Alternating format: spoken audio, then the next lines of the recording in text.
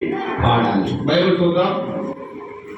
ఎఫెసీయులకు రాసిన పత్రిక 5వ అధ్యాయము 19వ వచనం.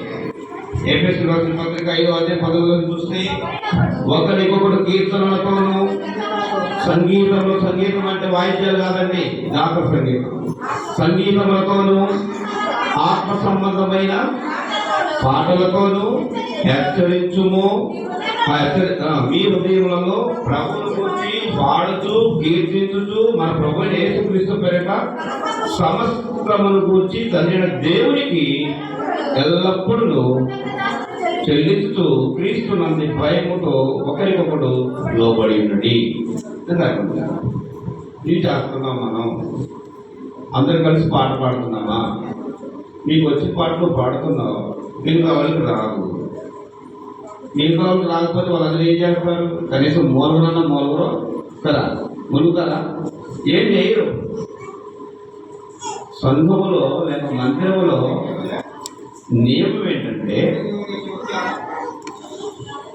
పాట పాడేటప్పుడు ఆ పాటలు అందరూ అనుసరించేటువంటి వారిగా ఉండాలి. ఒకరికొకడు హెచ్చరించచ్చు.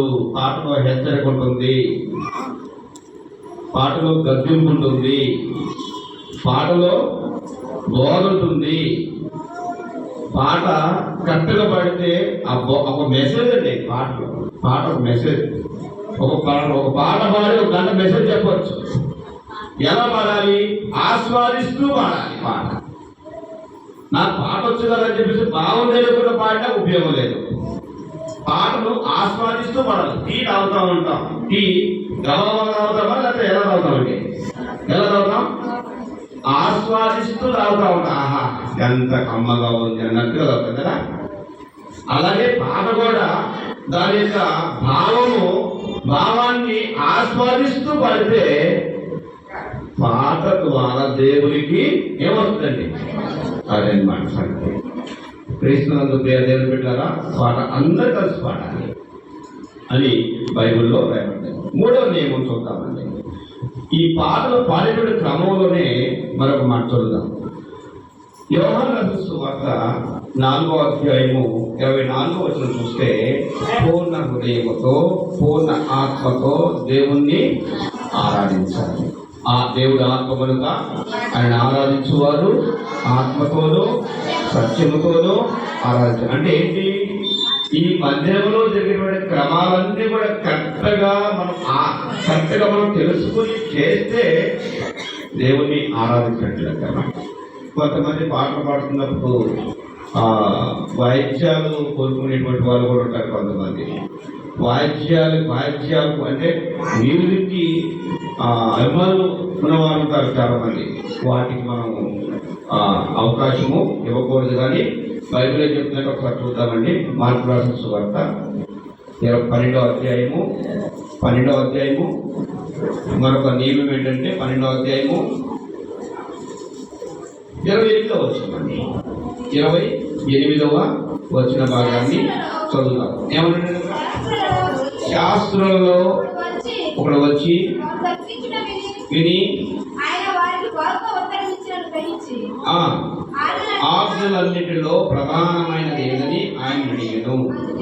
అప్పుడు యేసు, ఓ ఇశ్రాయేలు వినుము, మన దేవుడైన ప్రభువు అద్వితీయ ప్రభు, నీవు నీ పూర్ణ హృదయముతోనూ నీ పూర్ణ ఆత్మతోనూ నీ పూర్ణ వివేకముతోనూ పూర్ణ బలముతోనూ నీ దేవుడైన ప్రభువును ప్రేమిపోన్నది అది ప్రధానమైన ఆజ్ఞ.